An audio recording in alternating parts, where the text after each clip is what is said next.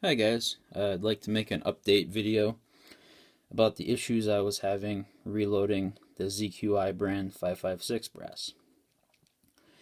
Now I went and I dug through my scrap bucket and I picked out every single piece of MKE head stamp 556 I could put my hands on. It was all MKE 14, if you were curious. Now I've got 20 pieces of it here, and as you can see, these guys right here, they are damaged. And that's just not a little bit of shining up. There's actually a lip of metal built up at the bottom there that you can grab that with your fingernail.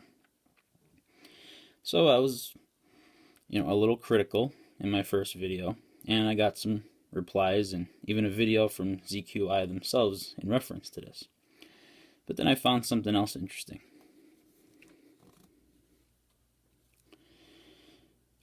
They weren't all bad. Some of these didn't turn out so bad at all, and there's little marks on there, but no worse than I've seen on other cases, and they're definitely serviceable. Now, another issue that I came up with was I had my primers basically falling out. And as you can see, these right here, they've got primers in them. Now, the ones that were damaged, I didn't waste my time putting primers in them all. I just stuck two in for an example. Now watch this. I can take one of the non-damaged pieces. It stays in there, just like it should, and just like the video that ZQI made. If I take one of the damaged pieces,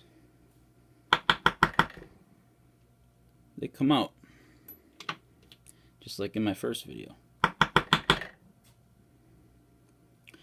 So that tells me that when the sizing die does this damage, it's probably deforming the case web somewhat, and that's why the primers are falling out. That brings me to my next point. They suggested that maybe it was my primer pocket swage method or my primer pocket cleaning method. Now what I do is I found these handy little brushes that chuck in a Dremel, and I put my Dremel on the lowest speed setting, and I use these to clean primer pockets just to kind of save the wrist a little bit.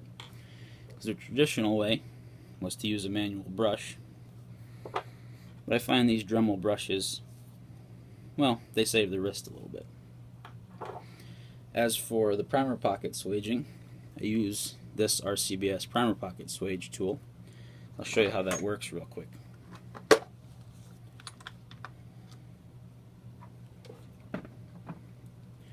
It's a very simple operation.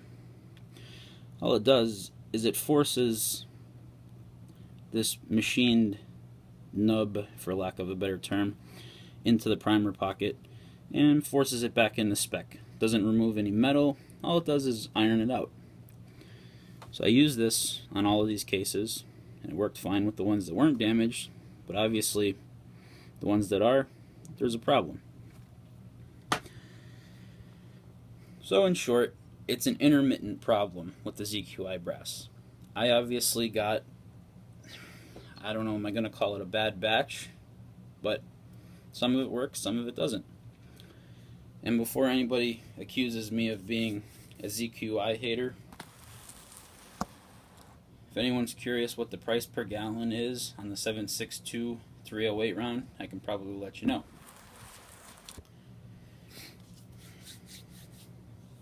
But I'm waiting intently to get my hands on a box of the new OD Green ZQI 556. I'm going to shoot that, see how the new stuff is performing. What I have here is probably just one batch that got through out of spec, and hey, it happens in all manufacturing. But I just wanted to apologize for being overly critical, and there is a light at the end of the tunnel for potentially loading ZQI 556 brass. Hope you found this informative, and thank you for watching.